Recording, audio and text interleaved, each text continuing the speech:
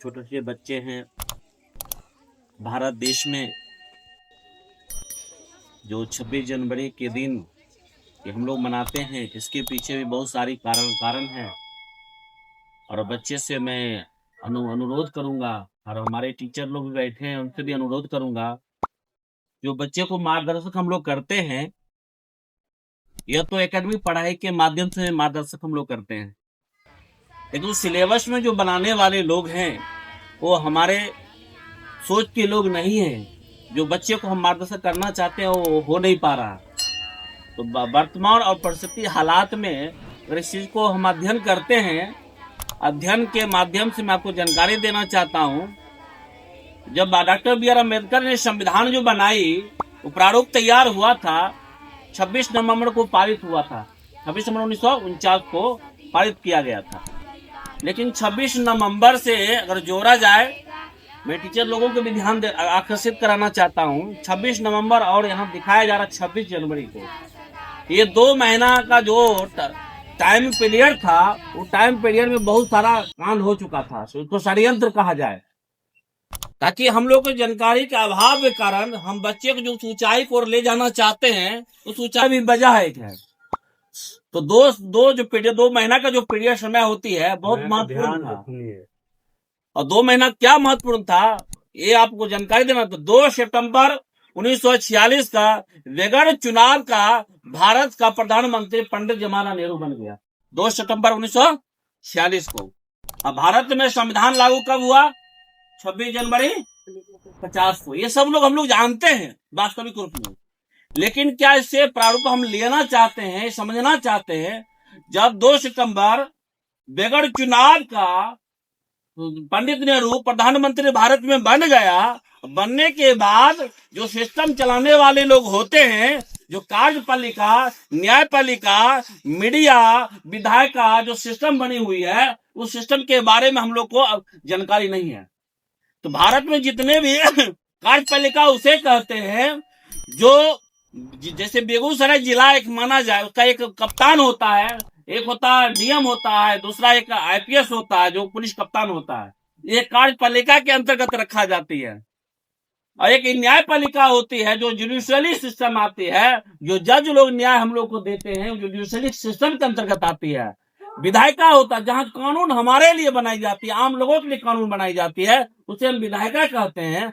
Media, जो अभी देख रहे हैं, मीडिया के भोकल मीडिया होती है। मीडिया में 4 स्तंभ होते हैं, प्रिंट मीडिया, इलेक्ट्रॉनिक मीडिया, ये 4 प्रकार के मीडिया होते हैं। लेकिन जो बात हम लोग को जानकारी देना चाहिए प्रिंट मीडिया के माध्यम से और इलेक्ट्रॉनिक मीडिया के माध्यम से, जो बात हमें जानकारी देनी चाहिए, हम लोगों की जानकारी देना चाहिए, वो भी बात दबाई जाती है।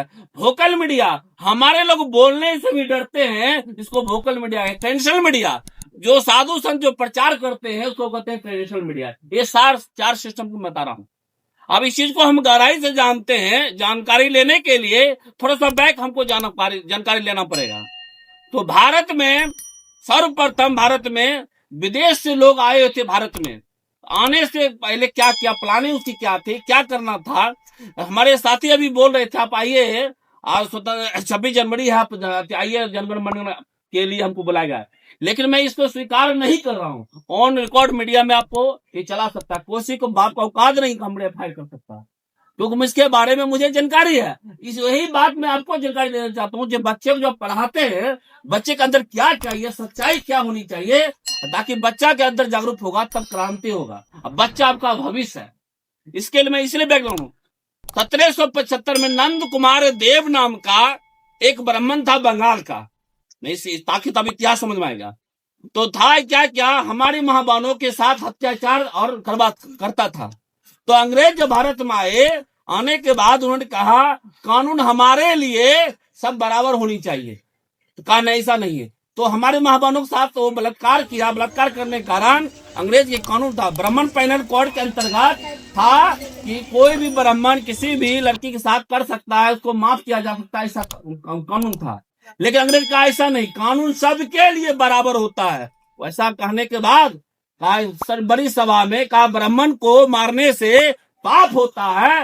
अंग्रेज ने दर्शाया नहीं, अगर कोई कानून का हथियार उठाता उसको भी सब बराबर दृष्टि देखा जाए। बड़ी सभा में नंद कुमार देव नाम का ब्राह्मण को फांसी दिया। जब फांसी देते मातर ब्राह्मणों के अंदर क्रांति हो गई। कहा जब एक ब्राह्मण को ऐसा कर सकता है तो देश ब्राह्मण के अंदर घटना घट सकती है। इसीलिए अंग्रेज ने हम लोगों को शिक्षा देने का काम जो किया स्तर, अंग्रेज आए 3 यूनिवर्सिटी खोले, पहला मद्रास, मुंबई, और ऐसा खोलने के बाद जागृत हमारे लोग पढ़ने लिखने लगे, पढ़ने का अधिकार देने लगे। तो ब्राह्मणों को लगा ये लोग शूद्र लोग, ओबीसी एससी एसटी के लोग पढ़ लिख लेगा तो देश में आईएएस आईपीएस पीसीएस यही बनने लगेगा, डॉक्टर इंजीनियर बनने लगेगा, तो हम लोग को पूछने वाला कोई नहीं होगा। इसीलिए उन्होंने प्लानिंग करके 1857 में वीर कुंवर सिंह बिहार से उनको आगे रखा। 1848 में ज्योतिराव फुले संशोधक समाज के जो निर्माता थे, उन्होंने शिक्षा का पहला प्रारूप तैयार किया। और जब प्रारूप तैयार करने के बाद उन्होंने सावित्रीबाई फुले को कहा, आप अपने इस समाज के लोगों को, अब जब तक अंग्रेज है तब तक आप इसको शिक्षा दे सकते हो, ऐसा ज्योतिराव फुले ने अपनी पत्नी को कहा। लेकिन जब वो उनकी पत्नी सावित्रीबाई फुले पढ़ाने जाती थी, पढ़ाने के क्रम में जो मनुवादी सोच के लोग थे उनके ऊपर कीचड़ उछालते थे और क्या कहते गोबर और मलमूत्र उठा करके कपड़ा पर फेंक दिया करते थे ताकि ये बच्चे को शिक्षित ना कर सके। इसीलिए भारत में ऐसी बात को दबाने के लिए 1848 मैं जानकारी देना चाहता हूँ, 1856 क्या साल का अंतर हुआ? कितना साल का? 10 साल का अंतर हुआ। 6 2 8 साल का अंतर हुआ ना। 8 साल के दरमियान जो घटना घटी वो अब देखने वाली बात। हमारी जो सावित्रीबाई फुले थी अपने कपड़ा को चुरा कर पन्नी में लेकर अंदर दबे जाती थी ताकि वहां कपड़ा बदल कर फिर बच्चों को पढ़ाती थी।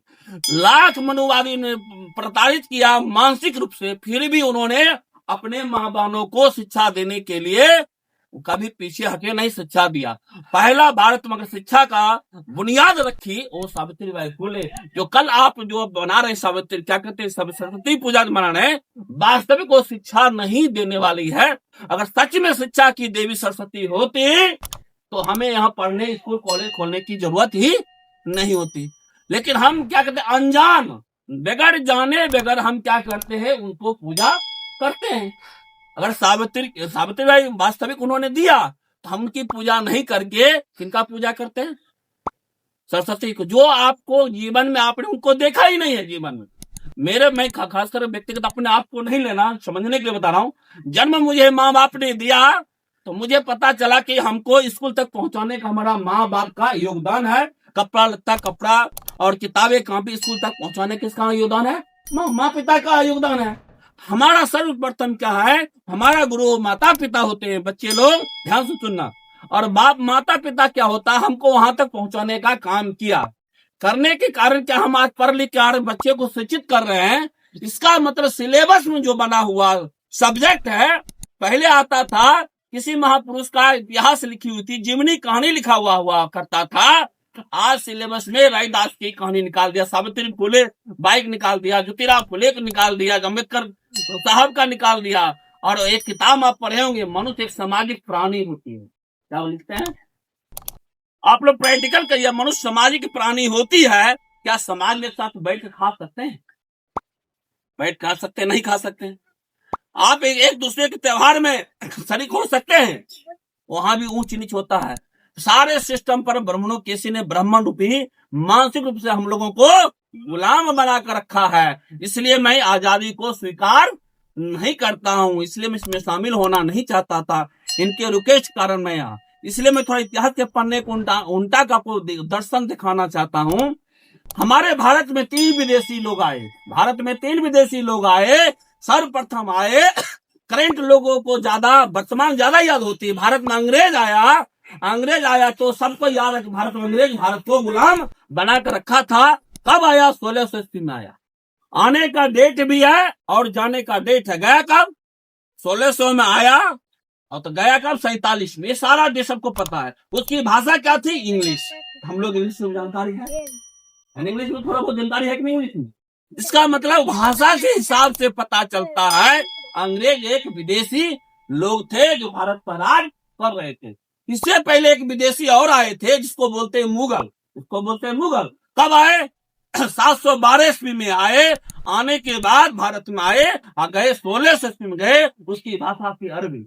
उसकी भाषा क्या थी? अरबी। इसका मतलब भाषा से भी